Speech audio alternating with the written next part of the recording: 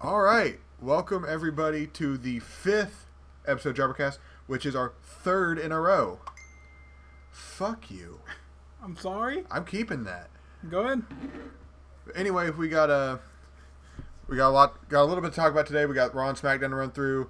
We got our main event, which was Cactus Jack versus Randy Orton, which I forgot was for the Intercontinental title.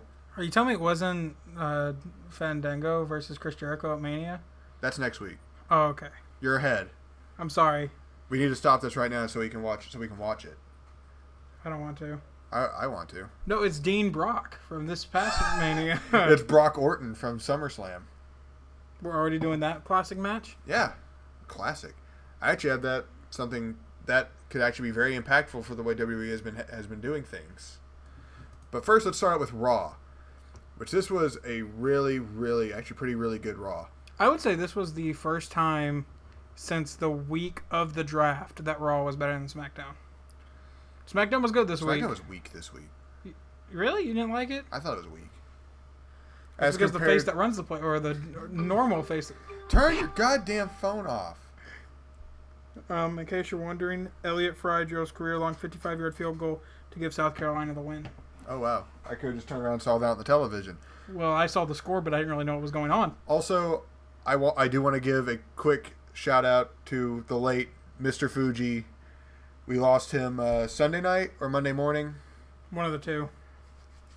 He was a very impactful manager, mostly known for him screwing Bret Hart out of the WWE title at WrestleMania 8?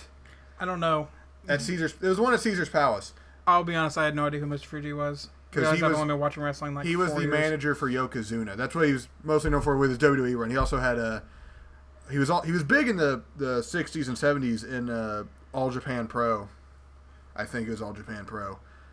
But he was mostly known in the WWE for... He also managed Demolition. He managed Demolition and Yokozuna for the most part, and led Yokozuna to winning the WWE title, which I think was at WrestleMania 8 in Caesar's Palace. And then Hogan comes out and challenges him. Yeah, that was the... Oh, because Bret Hart didn't want to drop... Was it Hart didn't want to drop the title to Hogan? I don't remember exactly which. All I know is that Yokozuna has some really weird losses. Like that one, and then when he lost to Lex Luger by countout, and they celebrated Lex Luger winning as if he actually won the title. They carried him up. They lifted Lex Luger up. I love Lex Luger. He's become my hero. A true American hero, that Lex Luger. He has been confirmed for WWE 2K17. Like, yes. Because I don't know if Macho Man's in this game. He's not. Fuck. Actually, I think he is. I would say, because I used to always play as Macho Man as kind of a joke. Now I'm going to be playing as Lex Luger. Because the Lex Express ain't no joke. I want you to know I'm still going to download Jeff Hardy and beat you with him. Because I know it kills you inside. I mean, I don't have to... At least I don't have to download Shinsuke Nakamura anymore. Only if you get the NXT He will pack, be a DLC. but not day of release. I don't care. You know what's BS? On PS3 and 360, he will be DLC on day of release. On PS4 and Xbox One, because I don't think they don't get the NXT edition. I don't care. So I want Shinsuke. They don't have an option. Who still has what game like gamer that like actively plays games still owns, like, not necessarily owns an Xbox 360 or PS3, but only owns an Xbox 360 or PS3? Kyle.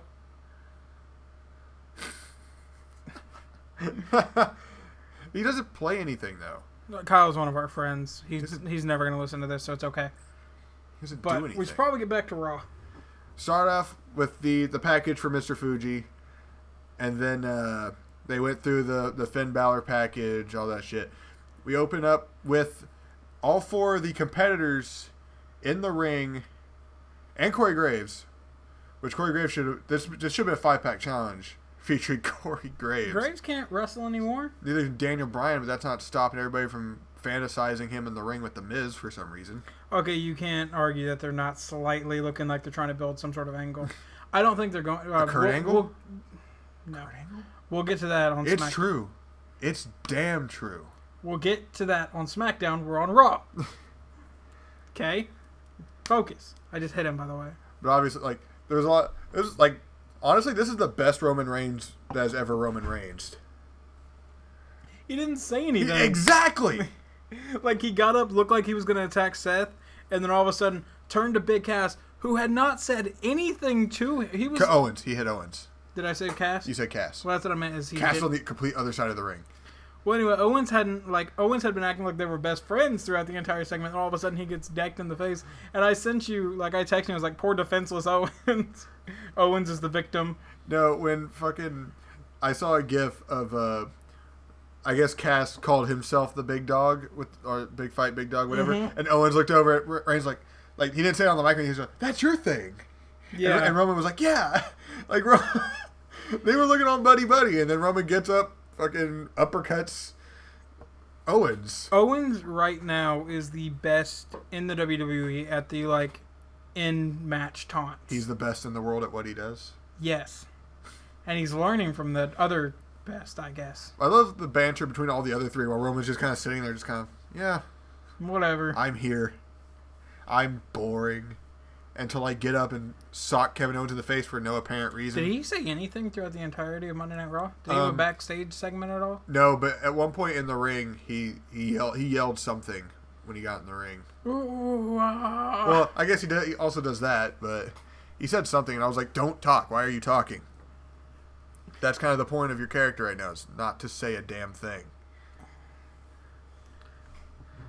All right. So next up was.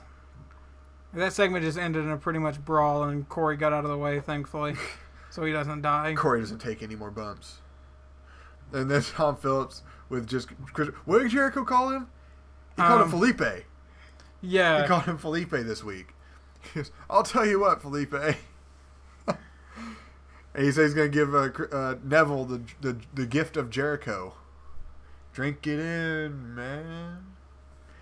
I still like the fact that Monday Night Raw we went to started the stupid idiot chant. Because I'm almost positive no one else had done that before we did. At least I hadn't heard it unless they started doing it at a house show. But how would we know about it whenever we were all there? I mean, unless somebody was at I saw it at the Lawton House show. Jericho wasn't there. Even though he wasn't on the Lawton House show. That went into Chris Jericho taking on Neville.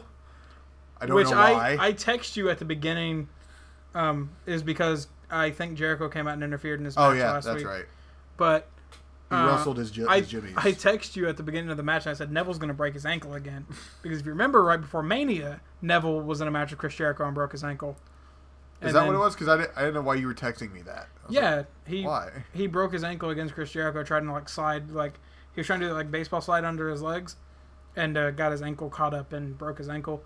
You don't remember that, where Jericho tried to roll him up, and then the ref didn't count it, so him and Little Nate got in an argument in the middle of the match, and they had to censor them because they were dropping F-bombs and everything. Because Little Nate was like, "Don't fucking touch me." Yeah, surprisingly, Jericho went over with everybody keeps putting walls of Jericho. What he did was the Lion Tamer, which someone said he only does on smaller guys. Yeah, which the only difference between the walls of Jericho and the Lion Tamer is that Jericho's knee is on your head. It also looks like it hurts your back a little bit more. It looks like it hurts in general. Which probably does. It hurts. That looks like it hurts. I don't want anything to do with that. Then we got the Bayley New Day segment. Which was interesting. Which they match up so well. Bayley and the New Day. They really do. Their color schemes even match. But I like the fact that Bayley was just walking around backstage hugging people. Yeah, she found that assistant. I can't wait to find out that assistant's going to be some NXT guy, like Ty Dillinger was when HBK kicked him in the face 10 years ago. Well, we're going to find out in 10 years. Yeah, wait 10 years. It's Ty Dillinger. 10. Random enough, Ty Dillinger actually had a match in NXT this week. About time. I don't know if he won. I don't remember watching. Actually, no, he did win. Maybe they're finally giving him a chance of some sort. That'd be nice. He's got to be almost 40. Probably. No reason he's getting a chance. He's been in and out of WWE development since at least 2006 when HBK kicked him in the face at Cyber Sunday. He could have just been a local talent. It was either Cyber Sunday or Taboo Tuesday. I don't know. Whichever one of those was around in 2006. It was the next to last DX run, right? Yeah, it would have been in 06, 07. Because I just kicked Stan. And then I think he walked down the hall and like kicked three other people. He kicked like 3 other guys. I bet you one of them was like fucking Bobby Roode. And the other was Roman. He super kicked Roman Reigns. Back when his name was Leaky or something. And Roman Reigns actually sold it. No, it didn't happen. Gotta make Roman look strong. I also like, because Dana Brooke, the club and Dana Brooke apparently walked up, and I like how the club are like recruiting Dana Brooke. Did the club actually walk up? Because I thought it was just Dana. Well, no. At some point, the club had to have shown up. Yeah, they did. Because she was talking. Oh, she said she's been talking to Gallows and Anderson recently. Yeah, because I was gonna say like we didn't see them until the Doc Gallows and Doc Anderson thing. I love how like they kind of reference it, the Doc Gallows thing. And then Nia Jax wrestled another middle schooler. She's gonna kill someone.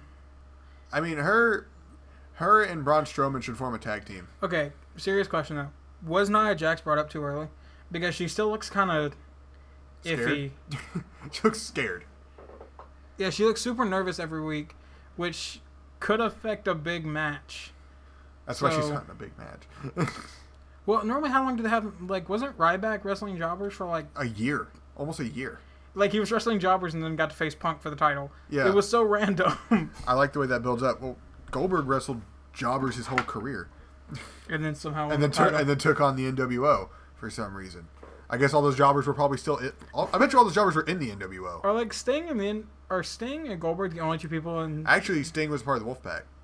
Never mind then. So Goldberg was the only one not to join the NWO. And DDP. DDP did not join the... He faked like he was. He faked them out. Oh, okay. DDP did not join the NWO. DDP's too good for that shit. Power of the Cutter. Bang! I guarantee the audio just peaked. Bang! Then we got the...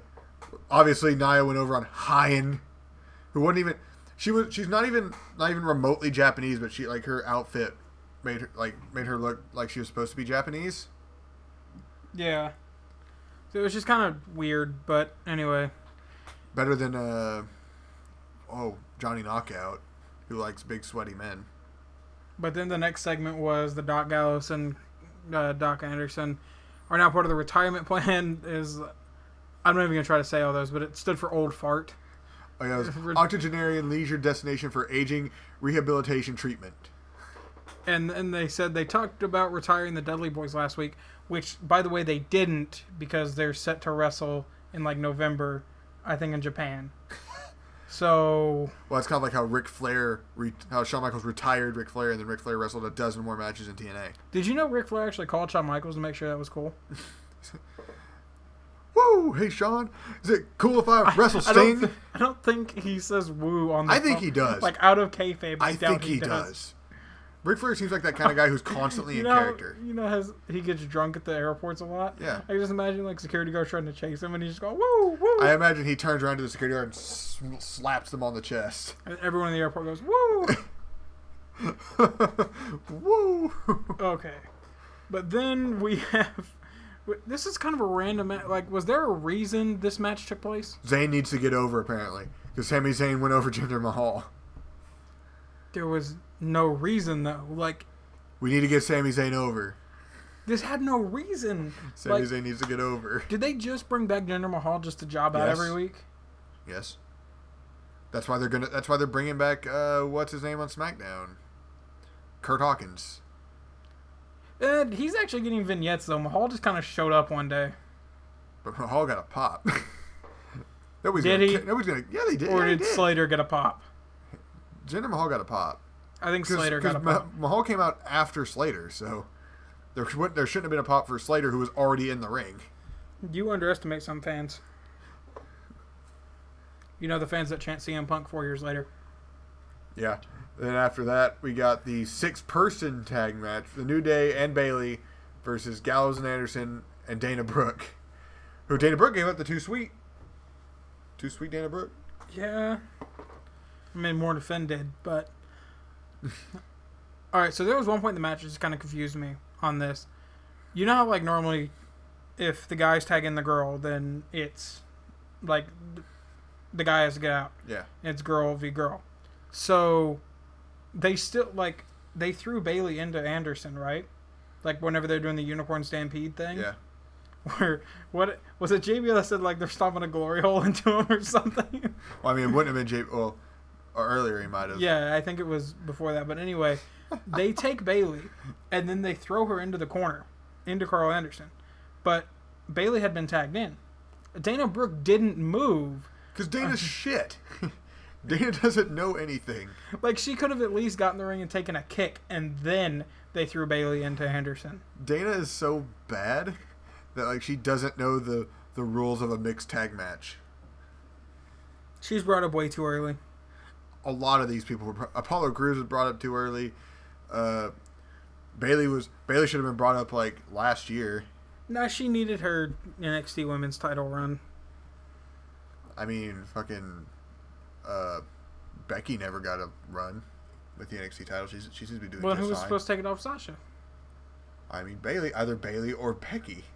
But then one of them would have to stay down in NXT. I mean, I kind of would have rather Becky stay down there. Becky could have anchored it. Bayley come up to main. But then Bayley would never got a title reign. So she can have a women's title reign. Back then it would have been Divas. So she still would have. Then she would have been in that Charlotte situation, where Charlotte had the Divas Championship. Are you saying we were going to heel Bayley? No, not necessarily. No, that gimmick's never going to work. It's like... I want you to imagine Bayley's character. She is the female John Cena in a good way. Except for she was never heel. Cena was at least heel. I mean, we don't know if she was heel. She might have been heel on the Indies. She spent like 2 years on the Indies. Yeah. She may have worked heel on the Indies. I think she had a couple other gimmicks in NXT before the Bayley one just clicked. We don't know shit about Bayley. But anyway, Bayley with the... Alright. I thought they just wrote belly to belly. I didn't think they wrote Bayley to belly there for a second. But Bayley picks up the win with the Bayley to belly over She Dana should Brooke. go over Brock Lesnar with a Bayley to belly. Suplex City. Y'all can't see the face I'm giving him right now, but... Suplex City. Bayley to bellies Brock Lesnar for the win. Do you want Bayley to bleed? Because that's how Bayley's going to bleed. We need to see some blood in these women's matches. Some blading. No. But then, I don't even know what happened. Oh, then Paul Heyman, I guess. Or they say it's going to be Paul Heyman, and then he doesn't even come out. Next is the... Because, later tonight. Yeah, it's later tonight. I'm just skimming. So, anyway. And then we got the match number 2 of the Best of 7 series in Sheamus versus Cesaro, which they announced last week. I don't think we talked about that whoever wins this gets a shot at the Universal title. They did not say Universal. They said a title shot. They refused to clear it up. This week, did he say a WWE Universal title shot? Nobody has said they've just said title shot.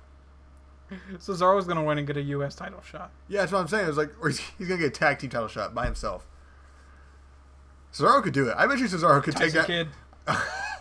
So he could break his neck again. Cesaro could probably take on the whole New Day by himself. And Bayley. So the New Day and Bayley. He'll take on 4 people at once to win the tag titles. Along with the New Day captain, Seth Rollins. I don't know if you remember that. The true face turn. And Seth Rollins joining the New Day. I mean, now we'll get to that later. But anyway, I think I don't even know how long this match was. It's actually a pretty long match, it felt like. Yeah, and then I think Cesaro ended up tapping out, which was kind of odd to me. It's because he got hurt. Oh, yeah, and the high back body drop to the back body drop where he, like, supposedly where he hit his shoulder, but obviously hit his back. Yeah. But they say he injured his shoulder. No, they didn't. They said he had. They said he had contusions in his lower back. Okay. Because I thought the announcers were playing it up like he hurt his shoulder again. Which, I mean, he probably landed pretty hard on that shoulder too, because he hit the post and slid down the apron, which is the hardest part of the ring. Why do you have to mention that every week? Because, Michael, did you know the apron's the hardest part of the ring? And then he realized he's been talking to Mauro Ranallo for the last 2 months. It's been a month. It's Sheamus, almost been 2 months, yeah. Sheamus is now up 2-0 on Cesaro. So Sheamus is going to go up 3-0, and then no, I bet you he'll go up 3-1. I bet you Cesaro wins the next one. Sheamus will go up 3-1, and then Sheamus will blow a 3-1 lead, a la the Oklahoma City Thunder or the Golden State Warriors. I hate you. And then Braun Strowman also murdered a middle schooler. Americo. And then he pulled off his mask. He does fun mask. lucha things. And then he pulled off his mask. Every time I see a luchador now, I think of Kalisto's fun lucha things. So is Americo just like a new El Generico? It's Mr. America. It's Hulk Hogan. They won't bring back legit Hulk Hogan. They'll bring back Mr. America because that's not Hulk Hogan. It's not Hulk Hogan. It's not Hulk Hogan. Is Hollywood Hulk Hogan still Hulk Hogan? Well, I mean, it is Hollywood Hulk Hogan. But do they count as the same character? Well, yeah, it's still Hulk Hogan. It still has in Hulk Hogan. 2K17, I could make them face each other. That's great. I think I could do that in the past 3 games. You can also do like a fatal 4-way of Undertakers. So I think we did that once. I was watching a video because Going and Raw did a thing where because Vin Diesel and The Rock were having beef on the set of the Fast and Furious movie because Vin was kind of being a diva. They did a thing. It was a fatal 4-way to see which. There was 3 versions of Vin Diesel and Diesel fighting to see who would face The Rock. But then, we got 3 new announcements for the Cruiserweight division. Tommaso Ciampa, Cedric Alexander, and Johnny Gargano are all confirmed to be a part of the Cruiserweight division. Which, that disappoints me because I wanted to see Ciampa and Gargano in tag team action. They could still do that on the main roster, just also compete in the the Cruiserweight division. I would have wanted them to be on SmackDown for that. If they were going to tag up. The SmackDown does need more tag teams. They need more tag teams. What do they got? The Hype Bro. There's only one of them because Mojo Rawley, in my opinion, is just Zack Ryder's imaginary friend. It's his alter ego. That's why Hawkins is coming back. They're going to reform the Edgeheads without Edge. Edge will be their manager. I don't think Edge wants to be on the road. Even though Edge wants nothing to do with being on the road right now. I think he has 2 kids and a wife, and Beth Phoenix is going to come back too. Because she wants an actual women's title reign, not a Divas title reign. She's going to come in and just lay waste in the entire division because she's that strong. Including Nia Jax. She's going to go over to Raw just to do it. Oh my god, I would pay to see that. I'll watch that match right now if Nia Jax take on Beth Phoenix. I don't think Beth Phoenix has wrestled in 4 years. Triple threat. We bring back, if China were still alive, it'd be China, Nia Jax. No, fatal 4-way. China, Nia Jax, Beth Phoenix, and Karma. Or that's what I was about to say is Karma. Awesome Kong, yeah. Or whatever her name was over in TNA. That was Awesome Kong. It's a weird name. It's awesome. She should team with The Miz. But then we got Paul Heyman came out to address the situation. Finally, Paul Heyman stopped being boring. And he came out and said that he was going to pay Brock's fine and then pulled out 500 $1 bills. And started throwing them at Steph. I told you, I was that's probably the only time a McMahon has ever seen $1 bills. I told you it's not the first time someone's thrown $1 bills at Stephanie. I'm telling you, she's never seen a $1 bill in her life. But Hunter has. Are you saying that he was throwing $1 bills at Stephanie? At some point. That's disrespectful. What? That's demeaning. It's not demeaning. It probably happened. That's degrading. Did she talk about that on the Howard Stern show 5 years ago? Probably. That's still. But anyway, I remember what was the ending of that? Besides Heyman's horrible looking face, looked like Paul Heyman was having a stroke. That was ridiculous. I kept wondering why they kept zooming He looked like he took a handful of warheads. I thought maybe because of his smile, I thought Brock was going to come out and disrupt the main event. F5 Stephanie. Oh my god. He's just going to lay waste like Randy Orton did in 2009. He's going to lay waste to the entire McMahon family. But I don't really think there was anything else. But then we got Titus O'Neil and Darren Young. I'm tired of this already. Darren Young won. Next. I'm tired of this already. I'm tired of this. And then we got the Fatal 4. Let's skip all this other shit. All this other shit doesn't matter. I don't remember what that matters. Backstage this is all segments? backstage stuff. Doesn't matter. Fatal 4-way match. I love this. This, to me, was the best match on Monday Night Raw in a while. We got Enzo actually managing Cass even though he had to leave. Because tag team partners weren't allowed. Yeah. Which makes no sense. I mean, it makes perfect sense. I mean, there's no DQ. What's Enzo going to do in kayfabe-wise? Wouldn't Enzo's like 80 pounds. I shouldn't talk about that yet. Something else should have happened, and technically he should count as a tag team partner. And Kevin Owens just kept Kevin Owens was like the least involved person in this match. It was pretty fun because the bell rang and he rolled out of the ring and just went and stood by Steph and Mick Foley. Like Owens took a nap for about half of this match. Which in kayfabe wise, that is the perfect strategy because it's elimination. You're not going to lose if someone gets pinned. Yeah, and you can't get pinned outside the ring either. So just chill until it's 1v1. They made Cass look super strong despite him being eliminated first. Yeah, because he took he took like 3 Superman punches. Yeah, I think he took 2 Superman punches. He didn't take a pedigree. No, he didn't take a pedigree. He took Rollins' signature. The Avada Kedavra kick that he used to call it the Avada Kedavra and Didn't you? No, who did he hit with a red arrow? No one. I thought he hit You mean that Phoenix Splash or whatever? No, he hit somebody with or Falcon's arrow, whatever the fuck that. Oh, the Falcon's arrow he hit on Kevin Owens, I'm pretty sure. But Cass took a Superman. I know. That's impressive. Like whenever he got eliminated, Cass took a Superman punch into a super kick from Rollins, where he kicked out of it, and then took a frog splash from Kevin Owens, and that kicked him out. Yeah, that got him eliminated. Which I was happy Owens finally pinned someone off the frog splash. But what's also weird to me, and this is kind of spoiling, or it's not going to spoil the end, we haven't seen a pop-up powerbomb in a long time. He's waiting. He's going to hit it on somebody, and it's going to be huge. I'm willing to bet that they're saving it now, and whenever it comes back, it's going to be as protected as the Dirty Deeds is. Yeah. Because the only... I want to see him hit it on Cass, someone like Cass. I thought he was going to at one point. He was setting up for it. And then Roman... had to ruin everything. Roman ruins everything, Reigns. Even, my entire time. But they go on for another few minutes, and then all of a sudden everyone's just kind of, laid out on the side of the ring. And all of a sudden... Yeah, it's Roman's setting up, he's about to hit Rollins with something. And then, I hear, you can hear a pop coming from that side of the crowd. And, what the hell is going on? Fucking Triple H jumps over the barricade, spins Roman around, pedigrees Roman, tosses him back in the ring, tosses Rollins back in the ring. Rollins covers Reigns for the 3. Reigns is out, and then he's setting up Kevin Owens in the corner, picking up Owens. Hunter then turns around, kicks Seth in the gut, pedigrees Rollins. Owens is just shocked. Which, by the way, you text me and said Owens didn't know how it was going to end. That was a lie.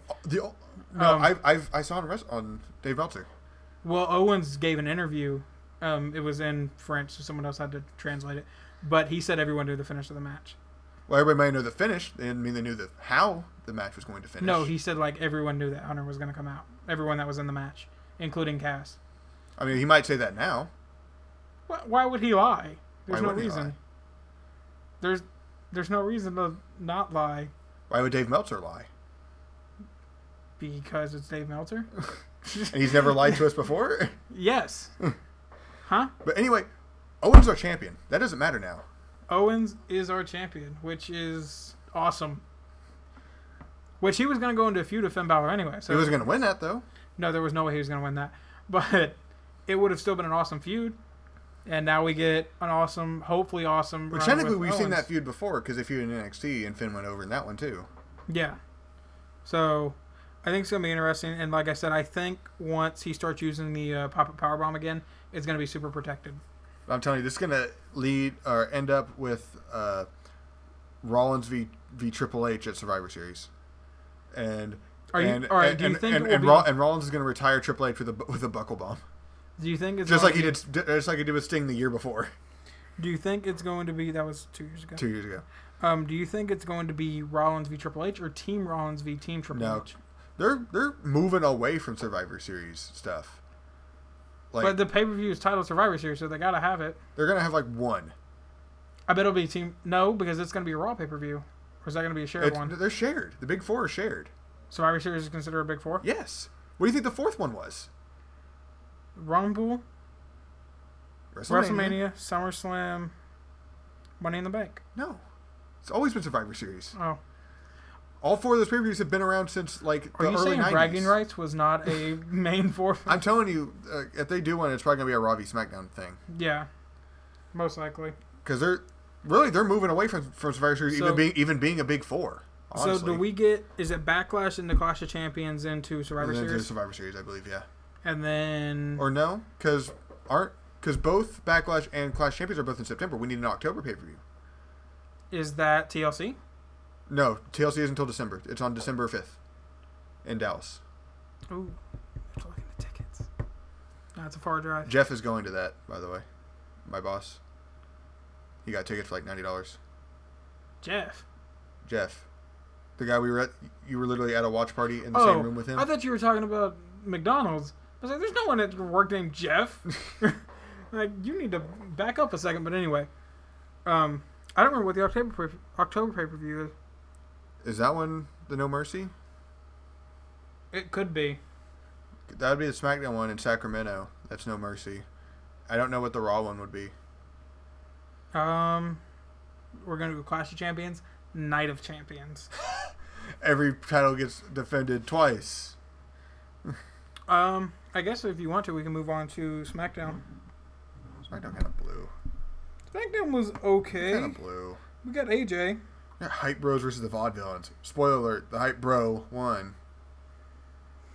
Why are you being so rude to Mojo Rawley? Like, he did nothing to you. I legit don't think he exists. But you can see him. He is Zack Ryder. He is Zack Ryder's Tyler Durden. Oh, October 30th. October 30th is Hell in a Cell. Oh, yeah, that makes sense now. Hell in a Cell. Okay. I could see Rollins and... I bet you it's going to be like Rollins Owens in Hell in a Cell or something like that. No, I gave you my theory. It's going to be Rollins, Triple H, 3 Stages of Hell. That'd be nice. I'd like to see a 3 Stages of Hell match. Watch them go 3 times in the same night. And then Rollins ends up beating Triple H at his own game. Triple H kind of passes the torch. And I don't believe he's ever lost in. And then Triple H kind of passes the torch to Rollins as the guy. Well, here's the thing. They should end. The last match should be in a Hell in a Cell. Because Triple H is also notorious for winning Hell in a Cell matches. What is Rollins known for? Nothing. Being a somewhat clone of Triple H. So it'll probably go like street fight. It would probably be, if I had to guess, street fight.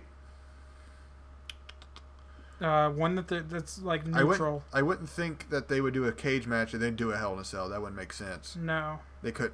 I don't think that would be possible. Tables match into Hell in a Cell? Tables match maybe. A ladder match where they wouldn't have anything to. Yeah. Fight but for. if you do ladder, you have to do the last one. Because it can't be like. But knowing WWE, it's gonna be something stupid like street fight, and like a falls count anywhere. Street fight, falls count anywhere, no disqualification. Yeah, or a hardcore match. No holds Which barred. nothing is. They haven't called anything a hardcore match since like 2000. Okay, but I think it'll end in Hell in a Cell, and then they'll like even that won't be the blow off, because then you got a big 4 coming up. Yeah. So how long until we get like Owens Zayn for the title? If Balor wasn't a thing, I'd say WrestleMania. But Balor's going to be back by Mania. But Balor is a thing, so I don't think we'll get it in this reign. I think Balor's going to be number... Because Owens is going to be so caught up in what's going on right now with the Triple H stuff, the Seth Rollins stuff. You could probably throw Roman Reigns in there, even though I think he's going to go back after Rusev. What if he holds it until the Rumble?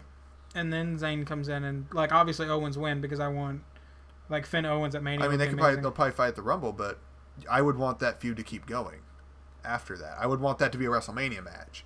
Yeah. And I don't want it to be a triple threat between those two and Finn. Because Finn's probably going to win the Rumble. Most likely if he's healed by then.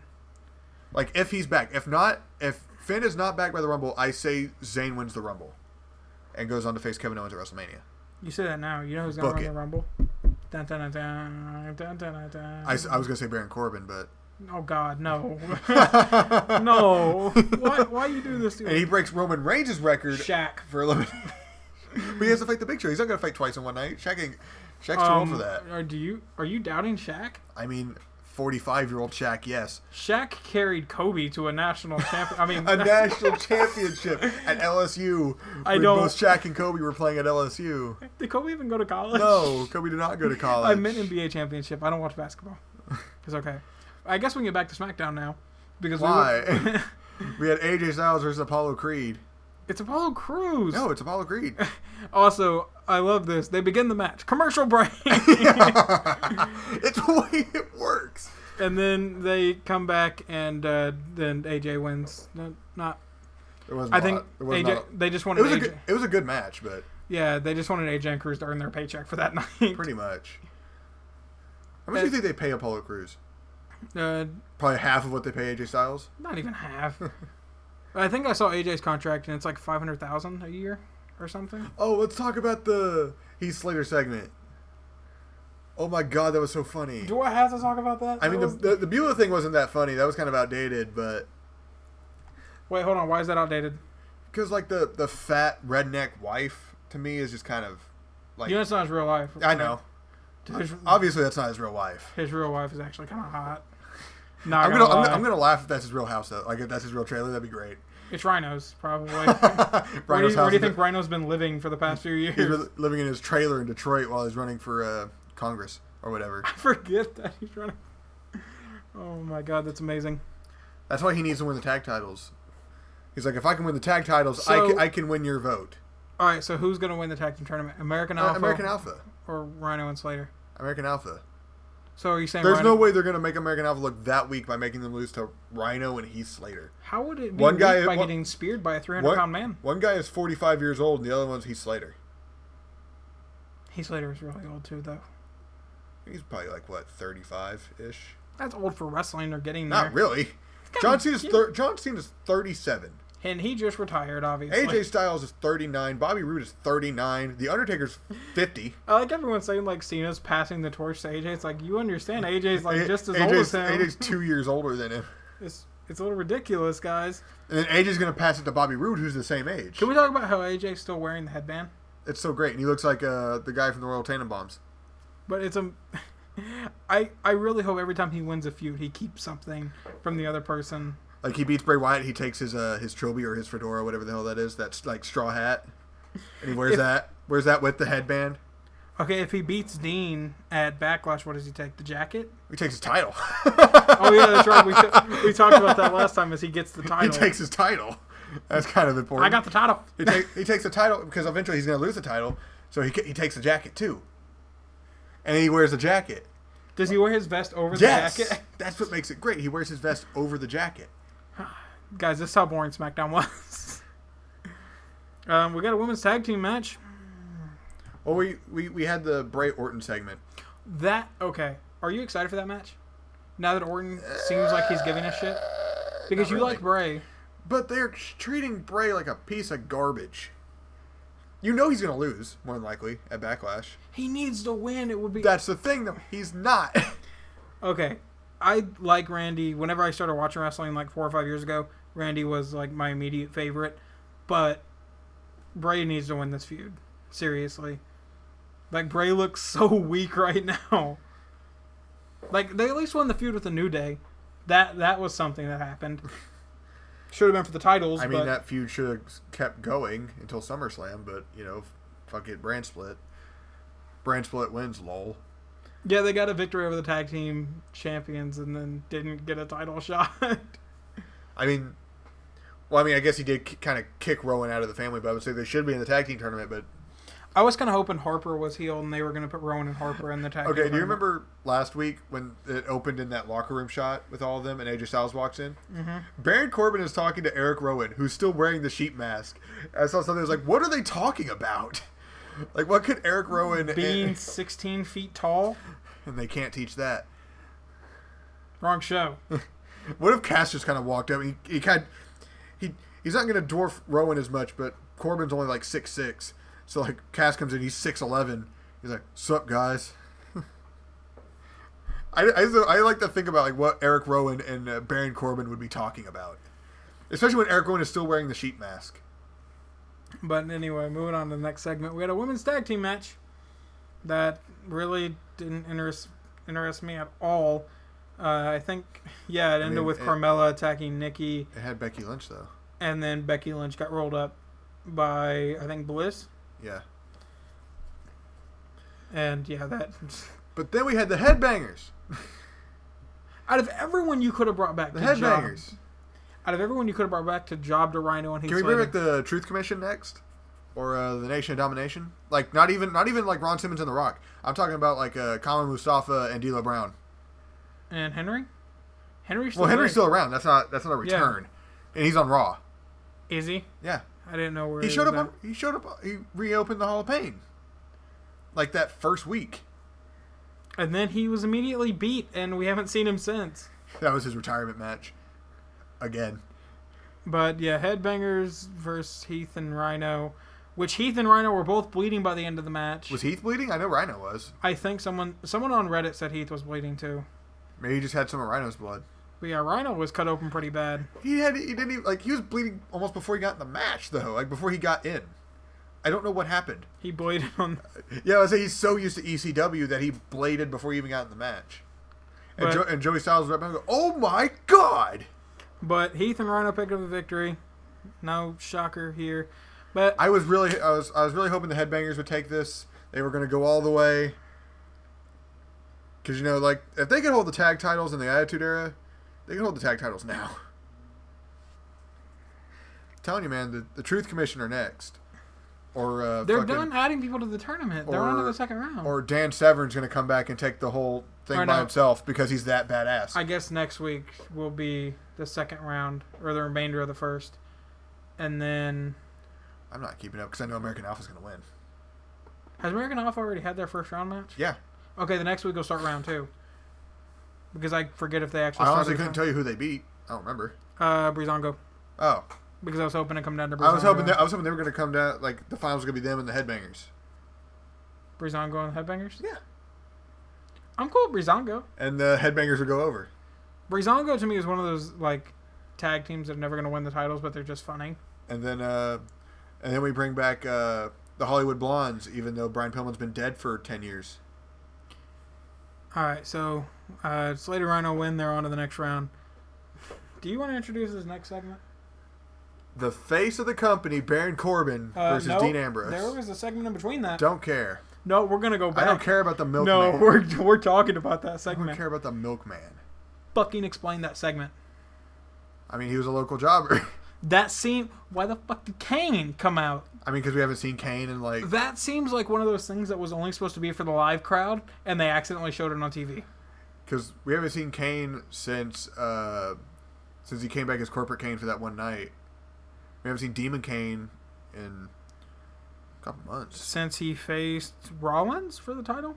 Something like that. That would have been like almost a year ago.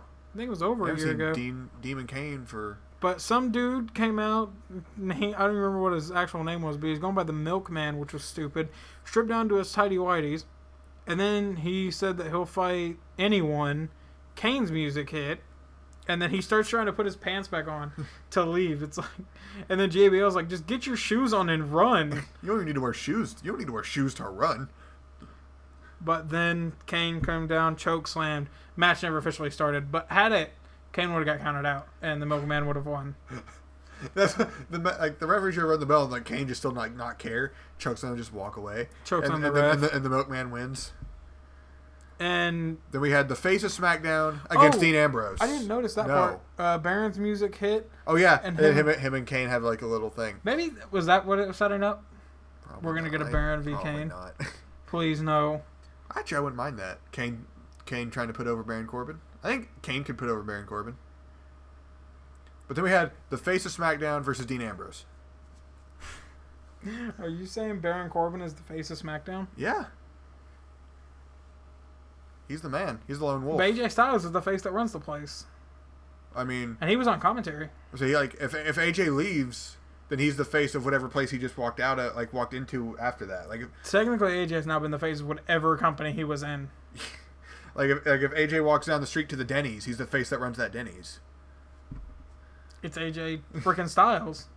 I like to think that should be his gimmick, is that he's the face of whatever he just walked into.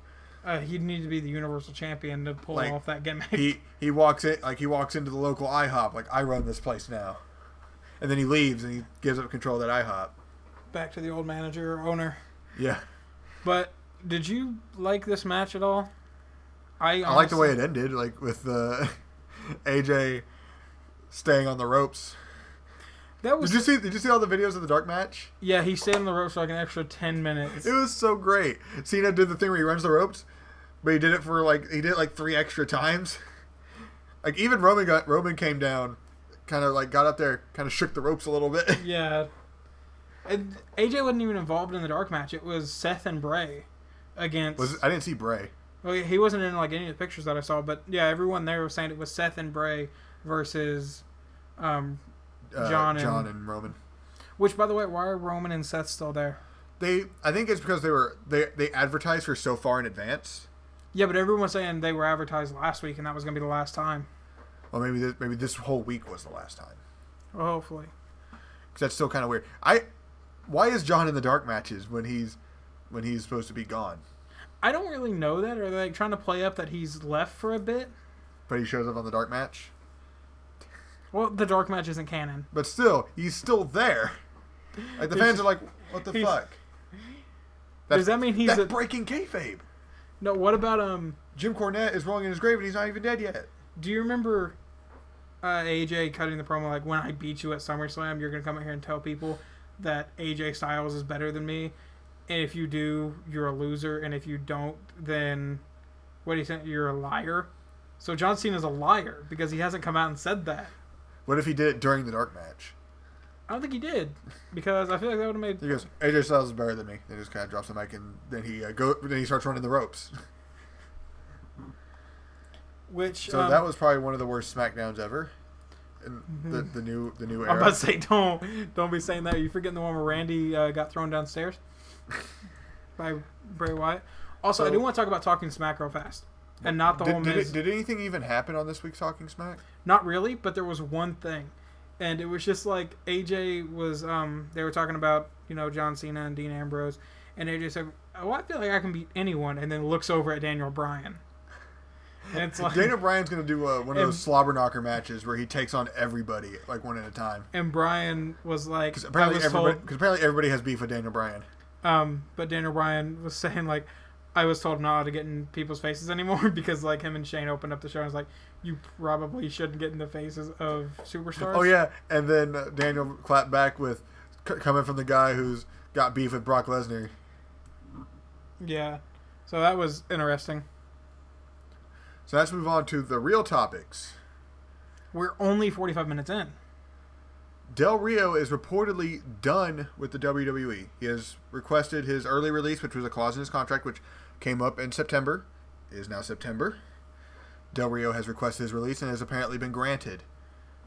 Well, I mean, he was apparently promised, apparently he was pitched that he was going to get a run with Heyman as his manager and got Zeb Coulter. I didn't hear about the Heyman part. I just heard him coming up that he'd get a world title match or like a world title run, but then he came and started being a massive asshole.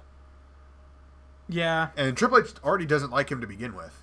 And I guess, him and Vince were real buddy-buddy, but once the Mex America gimmick didn't catch on, Vince went on to the next project, which is what a businessman does. Mex America, 1, stupid gimmick.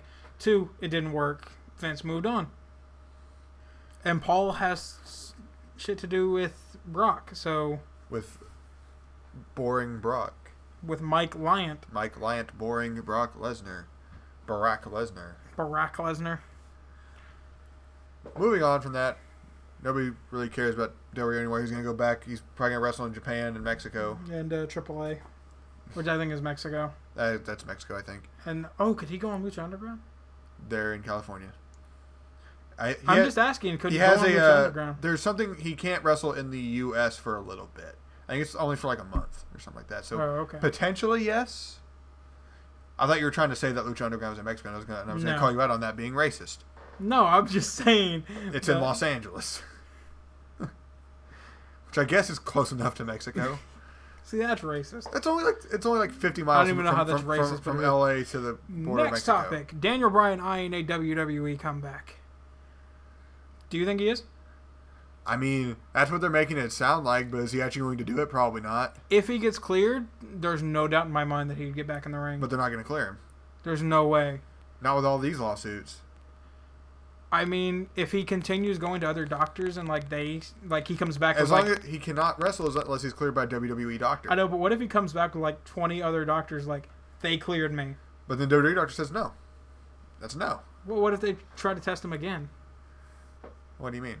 Like, what if the WWE doctor can still just say no? Yeah, I know, but why would he? If he doesn't, because they have all these other concussion lawsuits.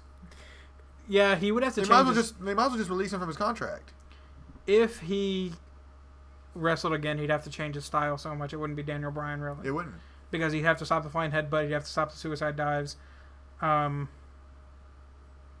really all. That's really only it. But still, those were still big parts of his game. Yeah. Those were his big spots, other than the kicks. They could do the thing that Jericho always does now, where like, you know how they told him not to do the moonsault thing anymore? Yeah. Or the lion salt, I guess. Like, where people always counter it. Like, he could go to do the suicide dive and then catch a punch and just, like, have to fall back. And, like, they just tease it over and over. Anyways, the suicide dive is so overdone now. It really is. Everybody does it. And so many people look like they're going to get hurt.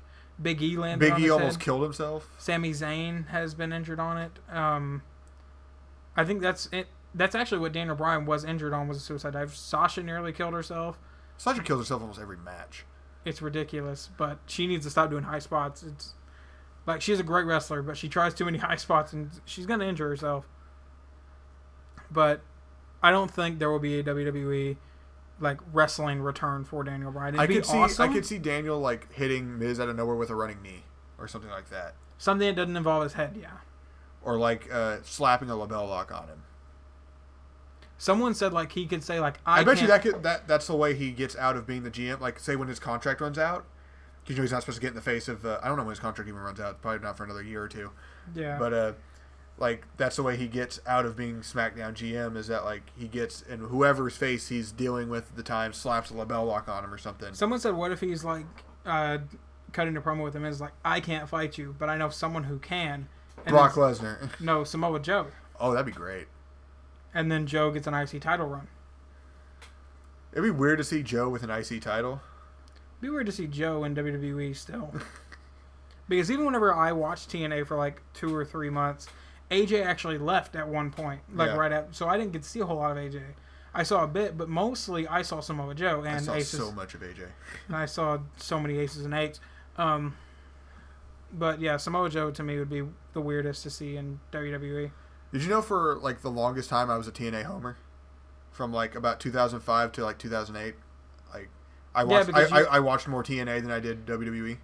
Until Jeff went back to WWE, right? Like I was following Jeff, I was following AJ, and a little bit of Sting wouldn't have been there. Sting didn't show up until like I think 2010. And then Mick Foley showed up. Foley was there. Hogan. Flair at the end. No, Hogan didn't show up until like 2010, right? Flair, yeah.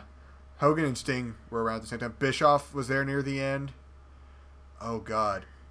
Oh, there were so many good talent in TNA back then. They're all either retired now or wrestling in Japan.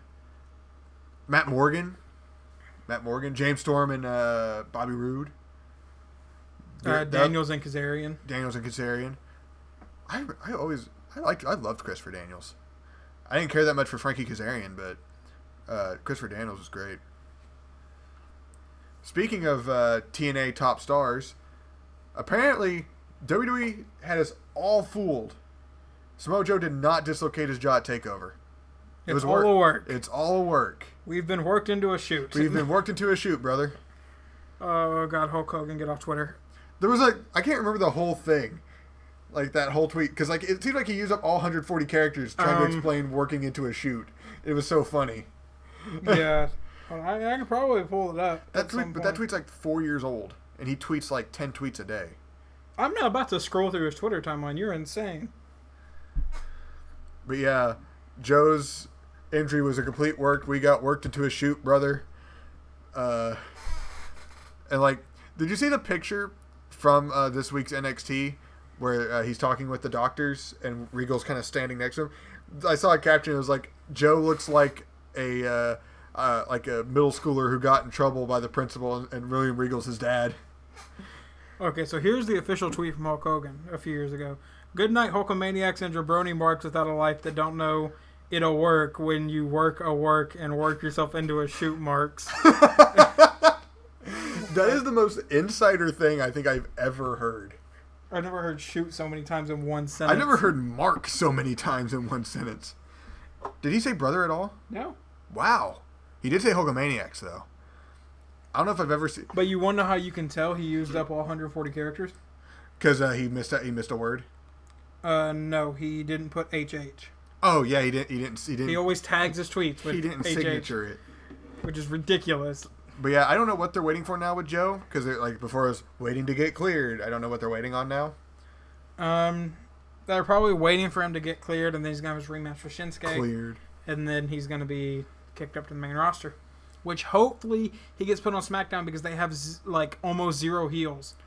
I'm gonna skip that one for now because that Joe thing works so well with this one. The Lesnar Orton ending has completely changed the game right now. We don't know what's real and fake anymore. Because at the end of Lesnar, literally the next night, we thought Sami Zayn broke his ankle. Like, okay, so we had Lesnar Orton that we were all like, was that supposed to happen? Then we had Sami like, oh dear God, Sami just hurt his ankle. Then we had The Miz and Daniel Bryan yelling at each other on Talking Smack. This and is then good. we had Owens like, we don't know like if that was real or not. Like if Owens knew he was going to win the title. Like, and then Joe dislocating his jaw. The WWE has worked all of us into a shoot, brother. We are without a life, and we don't know it'll work when you work a work and work yourself into a shoot, brother. But yeah, that ending has completely changed the landscape of what is what we think is real.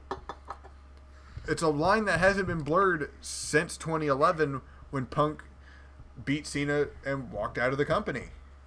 We didn't know what was going on. Are you saying that you didn't believe that Wade Barrett threw Randy Orton down a flight of stairs? How dare you? I didn't believe it when they told me Kane was a demon from hell.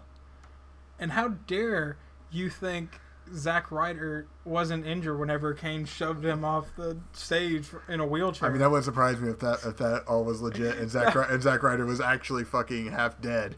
Like, that honestly wouldn't have surprised me. That is one of my favorite moments since watching wrestling was Kane. I don't know, they had me convinced that Muhammad Hassan actually died.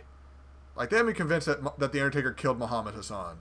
So, because, like, I know he's still alive because he's, like, a teacher in New York. Or, no, he's a teacher in England.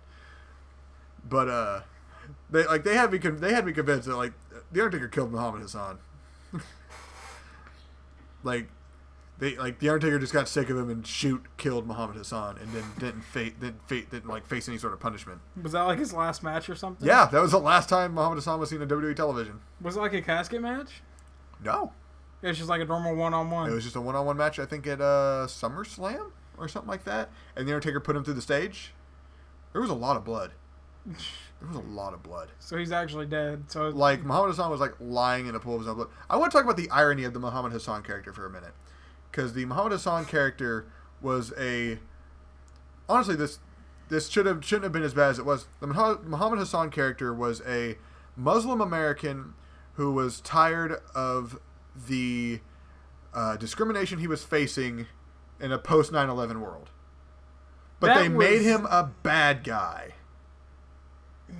Riley, they made the Islamic character a bad guy. To be fair, he was going to be booed anyway. But he should have had good intentions. Dude actually had people with masks that came out and kidnapped people in the ring. And you ever think Vince sometimes doesn't realize what's a good idea and what's a horrible idea? Honestly, the thing is, he was going to win the world title until the London bombings. When that bus got bombed in 2006? So right about the time he disappeared? Yeah, like... And then he showed up that week on SmackDown. Obviously, SmackDown back then was pre-taped. So then at that month SummerSlam, The Undertaker got rid of him. R.I.P. Muhammad Hassan. R.I.P. Muhammad Hassan. But the irony of that character is, which is why I honestly don't think that guy should have taken that gig. He was a New Yorker. The guy who played Muhammad Hassan was born in New York. You mean like the white dude they tried to pass off as Jamaican or something? Like there was some sort of like gimmick where I don't remember who it was, but he was like from South Carolina, and they tried to pass him off as like a Jamaican. I mean, I know they tried to pass Kofi off as Jamaican, even though he's from No, Ghana. not Kofi. Kofi's obviously not white. I don't remember his name. That's the only Jamaican I can think of in WWE I don't history. remember his name.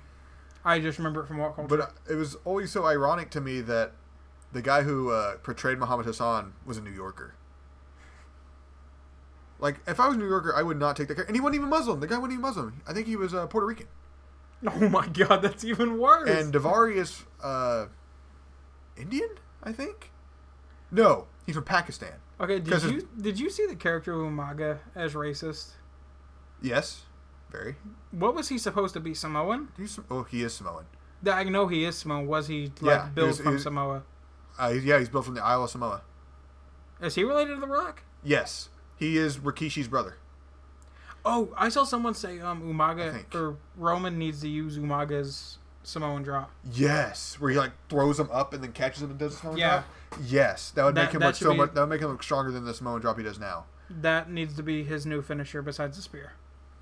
I mean, even the Samoan drop doesn't look devastating to me enough to be a finisher. He should do the Samoan spike, Umaga's actual finisher, where like he took the thumb and like jammed it into your throat. Oh, that was a devastating finisher.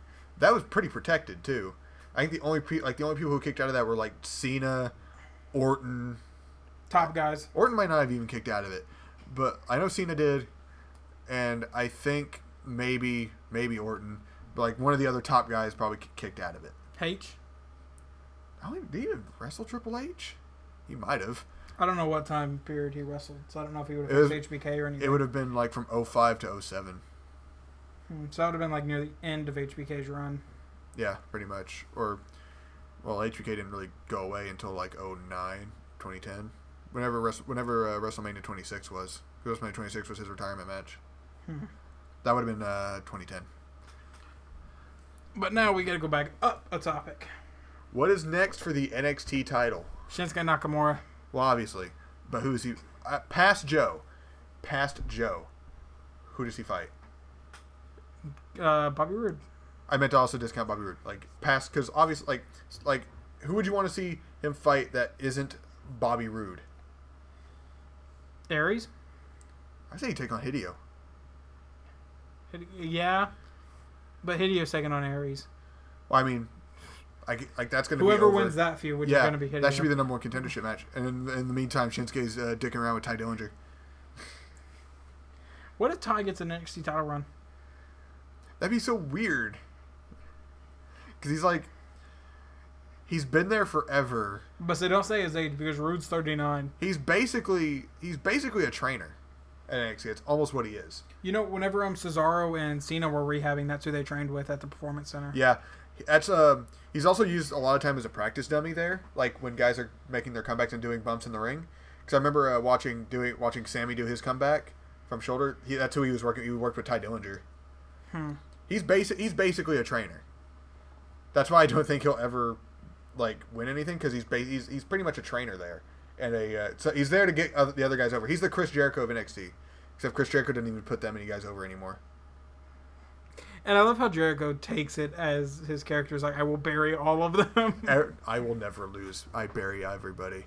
I mean, he was paired up with Owens, even though Owens was already over, but he was building up Owens more. Okay, so here's the deal. The past few NXT champions have been indie stars that came in. Or Japan stars. Yeah, or Japan stars that came in and just kind of... Are you calling New Japan indie? Anyway, they come in, they wrestle for a couple months, get a title shot, and they get it. When are we going to get more guys like Rollins, Bo? Rollins is not homegrown talent, if that's what you're trying to say. He was in developmental for 2.5 years. But still, he's not a WWE homegrown talent. He's an ROH. I mean, like, when are we going to get guys that have some time in NXT before they just get a title shot? Because eventually, the main roster is going to get too stacked. And then guys like, Aries could eventually get called up and then just not have anything to do with the main roster. I'm waiting to see some WWE build their own talent, because right now, they're doing it's kind of worrying that they're relying on rating other talent. Like they pretty much they devastated New Japan within this last year. They took 4 members of the Bullet Club. 4. Carl Anderson and Gallows, Finn, and AJ. Oh, that's right, because they did take Finn, and then AJ came in, and then they took AJ too. Yeah. And then the club. They took Shinsuke, Asuka, Kenta. Who? Hideo Itami. They took like at least 7 that I can think of off the top of my head. All from New Japan Pro. And they tried to get Kenny Omega. They tried to get Kenny Omega and the Young Bucks. I don't know if they're trying to get the Young Bucks, because the Young Bucks gimmick wouldn't work in the WWE. They'd have to change it. Because their gimmick is a parody of wrestling. So they do super kicks and suck it. So they're John Cena? No, but they do super kicks and suck it, and it's just... Do you ever remember that Daniel Bryan promo? Where he had the Beard is Here shirt, and he's like, I wear this shirt because it's a parody of you because you're a parody of wrestling? Yeah. So, I don't know, but you kind of have to balance a fine line, because during the... I mean, Hideo's been in NXT now for a year and a half. But for a year that he was injured. Still been there. But anyway, what I was going to say is you kind of have to balance that fine line, because you get the guys like Cena that you build up by yourself, or I guess you could I don't know how often Roman wrestled on the indies. I don't think he did. But you get the guys like Roman that you try to build too fast. Like, it has to be kind of a slow build. Like, Roman was built as a top star in 3 years. With like a year and a half of that being part of a faction. They should do kind of what they did with CM Punk, which CM Punk kind of, for the most part, was WWE built because he spent so much time in developmental. But because no one liked him. Take a young guy out of ROH, like, I don't know, Adam Cole, I guess? The guy who's the new leader of the Bullet Club and the ROH champion. What about Lethal? How old is he? I think he's actually, like, he's not old, but I think he's probably in his early to mid-30s, if I had to guess. Because I feel like he's been in ROH for a while. He probably has. Because he was champ, I think he was champ for a year and a half, 2 years. He's not, I don't think he's... Jay Lethal is 31 years old. Yeah, he's not that old. He's the same age as Kevin Owens. That's, well... Adam Cole's 27. Adam Cole's really young. Same age as Bayley, I think. Bayley's pretty young, too. But, yeah, bring up, like, even though Adam Cole's not going to leave now, he just won the NXT title. He just won the ROH title. He just beat Jay Lethal, like, 2 weeks ago? 2 or 3 weeks ago? I don't know who this dude is, but Adam Page is only 25. That sounds familiar. It really does. Bring back, Christopher Daniels is 46. Yeah. He was old in TNA. Jesus. Cedric Alexander's only 27. Build him as the top star. Let's be honest, he's going to be billed as the next Kofi. Which Kofi, what he does his job well. Kofi's never... He's a great transitional champion. He's never going to hold the title. The main one, no. But he's a great transitional mid-card. He's never going to hold a world title. Or a universal title, for that matter. Or those few times that he was a transitional tag team champion. Oh, God. Do you remember the team with him and R-Truth that the only thing they had in common was they were black? That was it. Wrestling styles are completely different. Gimmicks are completely different. The only thing they had in common was they were both Where's black. the Golden Truth been the last couple weeks? Buried, playing Pokemon Go. Like they haven't even had a backstage segment. Speaking of. Like, you're telling me you can't fit the Golden Truth into a 3-hour Raw? But we can have Sami Zayn versus Jinder Mahal, which honestly sounds like a Superstars match. That probably should have been a match on main event, yeah. They still do main event? Yes. Really? I haven't seen I've seen episodes of Superstars. Superstars, we saw that. They shoot that before Raw, and the main event they shoot before SmackDown. Does it air on the network? Yes. When? Because I'm on the network all the time and I never see it. Are you sure it doesn't air on, like, some crappy TV station? Probably does, and then gets just thrown on the network at some point. Why isn't that finding my GPS signal? Why are you playing Pokemon Go during the show? Because I can't play it at my house. Okay, let's move on to our main event. Randy Orton versus Cactus Jack, Backlash 2004. This is a fond childhood memory for me, I want you to remember. This is a fond child. How is that a fond childhood mememory? There was so much blood. I had this pay-per-view on DVD when I was like I would have been like 8. Okay, serious question. The baseball bat with the barbed wire. Yes. Is that legit barbed wire? Yes. Mick Foley actually got cut by legit barbed wire. Mick Foley is a fucking lunatic. He's a lunatic, Michael. But Orton also did. Orton is legit insane. He only shows it for, like, big opponents. Like, especially back then, Orton would just take those kind of bumps because he was, 23. Mind you, this is only about 3, 4, 5 months before he won the world title. From Vacant. In a, 20-minute match. Yeah. Him and Vacant, man, they had a 5-star classic at SummerSlam 2004. In case anyone wonders, I caught a Weedle. Okay. I hit okay for him. But, did you see the package that led up to the match? Like, what all happened before this? Because I remember it from memory. I didn't even watch the package. I remember everything that went on. No, because I searched the match on the network, and then I hit play, and it immediately cut to Foley, entering the ring. Yeah, and then the I bell did that ringing. too, because I actually just went to the pay-per-view and just skipped forward to it, and it was like Orton was already in the ring. And Foley, I had to search Backlash 2004, and then in the pay-per-view, it's just go to pay-per-views. Backlash is the second one on the menu. Yeah, but it wasn't listed as Orton, because I searched it by match. It wasn't Orton Cactus Jack. They probably had Orton Foley. Yeah. Yeah. He was dressed as Cactus Jack. I think they introduced him as Mick Foley. But they kept calling him Cactus Jack throughout the match as well. But pretty much the build-up was the year before, Orton had kicked Foley down a flight of stairs, like at Madison Square Garden. Like, punted him. Wade Barrett got revenge. Yeah. For Mick Foley. That's the whole story. Like, this was like during... That feud finally makes sense. This was during the Legend Killer thing. He was like, I'm going to kill the Legend of Mick Foley. Kicks Mick Foley down the stairs. Well, about a year later, Foley comes back, and he's pissed at Randy Orton, obviously, for kicking him down a flight of stairs. And that leads to another thing. Orton spits in his face. Cactus is like, I want to fight you for the IC title, but we're going to do it under my rules, and that's the hardcore rules. And Orton's like, fuck that, I'm not doing that. I remember Orton being confident at first, and then they banned Evolution from ringside. That's why you didn't see Evolution throughout that whole match. Yeah. Is because they banned... I was actually wondering that. Evolution. I was like, because I know this is the year he wins the world title. Was he not, was Evolution not a thing? Was Evolution that fast rising? No, Evolution was banned from ringside during that match. I can't remember if Bischoff put that in place or if Foley did that as like a challenge thing. But yeah, this match, for WWE standards, was pretty brutal at the time. Like, they had put that away. WWE had more brutal matches in years prior. But, at the time, No, this match was stupid brutal. I've seen worse. This was the probably most brutal one I've seen in WWE standards. It was pretty bad. I think the part... It started off, Foley walked down to the ring with a trash can full of weapons. Okay, what was that weird thing Orton, because it was a 2x4, It was loosely wrapped in barbed wire? Yeah, because I saw it, hanging from the rope. It was the most worthless thing ever, and it really didn't get used.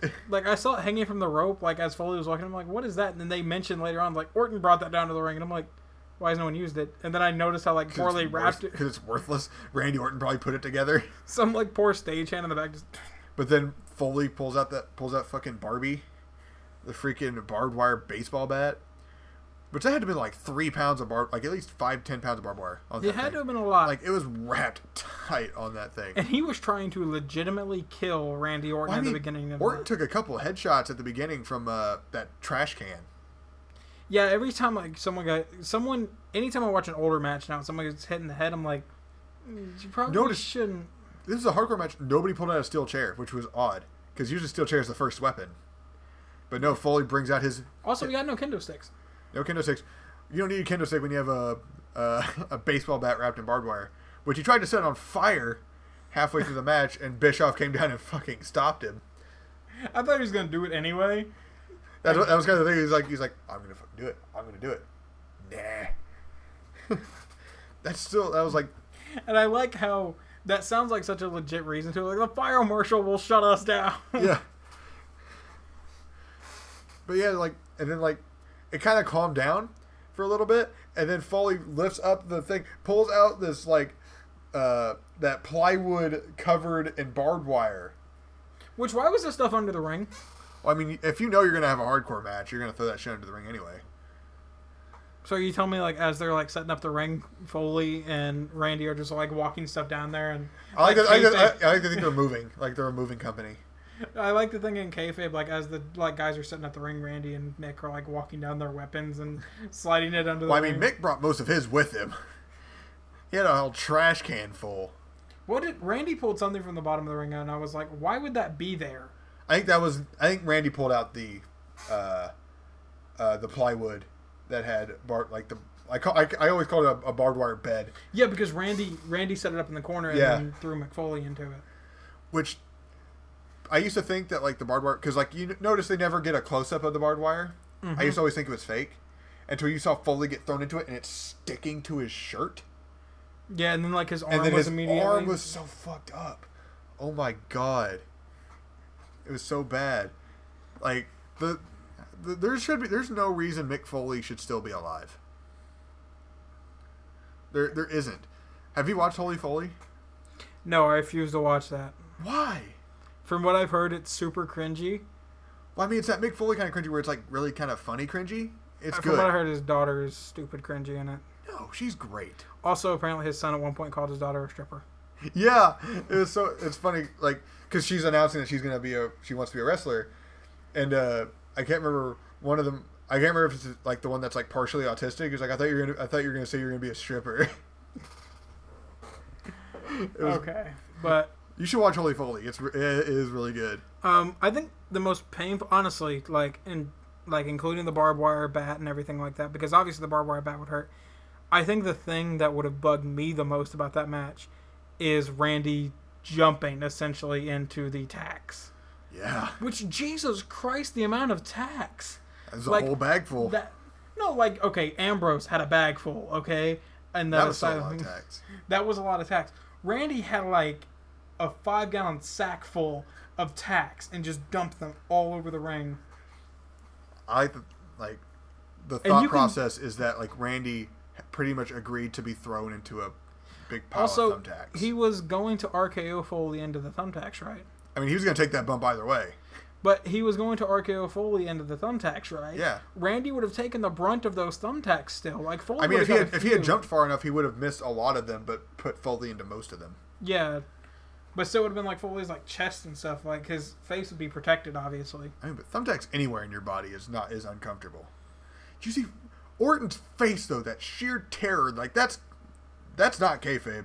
No, that was Randy. Like legitimately, like why he worked himself into a shoot, brother. Randy had him sitting like, why did I agree to this? Mind you, I don't think he's ever had anything like that ever again. But then it went from because he hit an RKO, it went to a mandible claw or whatever, and he. Well, I mean, I think this might have been before the tax. No, this is after tax. They went up the ramp. Yeah, I think they did that, and they because Orton was leaving, because he was picking the tax out of him. Mm-hmm. Like he was trying to leave. He was trying to get out of there, and Foley follows him, brings him back out, throws him off the stage. Whenever they went to the back, because they were gone at like a good 10-15 seconds, I think whenever they went to the back, there was just like a few like people ready, and they pulled a bunch of the tacks out of Orton. Because he still had most of them in though. Like he still had a lot of them in, but there were a lot of them gone as well. They also just kind of fall out. Yeah. But they came back out. Foley throws him off the stage, makes it look like because the refs are trying to pull him back. The refs are trying to stop the match. They're taking Foley to the back. Foley knocks out both refs. Elbow drops off the stage onto Orton. One ref was knocked out by a punch. Yeah. Legitimate. The other one was shoved and was knocked out. Well, that's the referees in the WWE. Have you ever played Here Comes the Pain?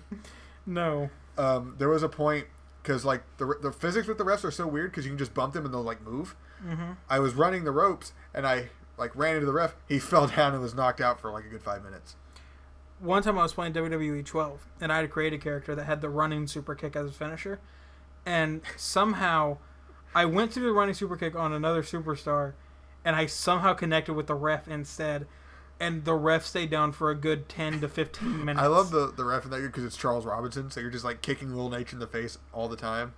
Like, no, that was the only time I've ever seen a finisher hit on a ref, but the ref took the finisher and then stayed down for like 15 minutes. Good job, Charles. You sold it like a champ. There was at one point, like, I covered the guy and just, like, waited 30 seconds for, like, the ref to get up, and he, like, wasn't even moving. But, like, this match still isn't, like, I think this was, like, 25% of what Mick Foley can do. I mean, this was definitely not Mick Foley's most hardcore. I think it was Randy's, but... Well, Randy hasn't had anything close to... His and Edge's match at WrestleMania 22, in my opinion, was almost as bad, like, hardcore-wise. What about whenever he got thrown off the Hell in a Cell? Was that his most? Probably. I don't know. Because he's done a lot of stuff. Because he was the first guy to go off Hell in a Cell, right? Yeah, probably. I would imagine so. Because, like, go back and watch his entire ECW run. Oh, no. Watch his death match in Japan with freaking Terry Funk. There was explosions. Fucking explosions. You mean like whenever Bray Wyatt threw the TV at Dean Ambrose? And then there were barbed wire ropes. Like, you can't make this kind of shit up. With the shit that Mick Foley and Terry Funk have done to each other. I feel like death matches border on that line of stupid and wrestling. I think New Jack should be the king of the death match, and he's never even been in a death match. New Jack is the crazy dude. He has like 5 justifiable homicides or some shit. It's ridiculous. But anyway, so he elbow drops him through the table. They take a few minutes, and then they get back to the ring. And then they do the mandible claw spot. And Randy gets out of it once and then ends up back in it. And then he gets out of it again. Then hits an RKO. And Foley kicks out. And I'm thinking, okay, like that. Is Foley going to win this? Because I don't remember who ever won. And then Randy hits an RKO on the, like, was it the barbed wire bat? Yes, it was on the barbed wire bat. And then got the pin. Now, the thing is, I watched the replay. Randy's shoulder hit the barbed wire bat. Not Foley's chest, not Foley's stomach. Randy's shoulder. Kayfabe. Randy took that was just a normal RKO for Mick Foley. I mean, normal RKO is, in kayfabe, pretty devastating, so. Okay, but anyway. It only takes one to get to Viperville, so. Alright, out of 5, what do you rate it? It's kind of weird for me because it's also kind of a nostalgia thing. Yeah. I'll give it a 4. I was debating in between 3.5 and 4. So I'm going to go with like 3.75. It's fair. You don't have the nostalgia value with that match that I do because I think I've watched that pay-per-view maybe 100 times. Yeah. Just because it was like one of the only WWE themed things I had on DVD at the time. And I was like, I really want to watch wrestling, but all I have is this Backlash 2004. I did the thing that Meltzer does, where he's like, where he can't decide if it's like 4.5 or 5 or whatever, then he'll go 4.75, or if he has to ask himself if it's a 5-star. But if he can't decide between, then he goes in between, and that's pretty much where it fell for me. So that means it's time for a new main event. Okay, first off, is this going to be the first week where we have some BS? No. Okay. I do have some of those saved up, though. I know just you for do. a rainy day. But like I told you before off recording, I had found a list of Meltzer's 5-star matches in the WWE. This is one of them. It is Bret Hart versus Owen Hart, SummerSlam 1994 Steel Cage match. Okay. I thought... I'm good with that match. I thought you were about to make me watch Bret Hart, Shawn Michaels 60-minute Iron Man match. That one has crossed my mind because it is. It's a great match. That's 60 minutes. Match. I'll be honest. If I have to watch that match, I will play Madden while watching it. But yeah, like this was also kind of a big deal when it happened.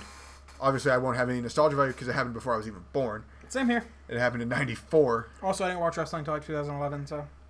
But this still it is a classic. It is a kind of like. It's a final deletion before the final deletion. We have a brother versus brother matchup. This is also before Owen Hart died. Oh, obviously. Really? And I mean, this is probably his highest profile match. Which, fun fact, the original plan was for him to be champion going into that match. And him dropping it to Brett. But I don't know exactly what happened. I don't think Owen wanted to do it. Because that would mean he would have to take the title off Brett to begin with. Because Brett was champion before. So he would have had to beat Brett to get the title just to lose it back to him. I don't think Owen wanted to beat Brett for it. So that's next week's main event, right? Yeah. Okay. It's going to be great. How long is that match? I honestly don't know. It's going to be like 45 minutes. It was like the main event of that year's SummerSlam, so it's probably going to be at least 25 minutes. Yeah. But anyways, that's it for us this week. We'll be back next week, I imagine. Probably not. With a brand new main event. One of these weeks we're going to break this streak. Not anymore. You've jinxed the jinx. I want to be the Brock Lesnar of this. Are you going to break the streak? Absolutely.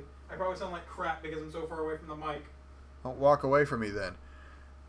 Okay, we will see you guys next week.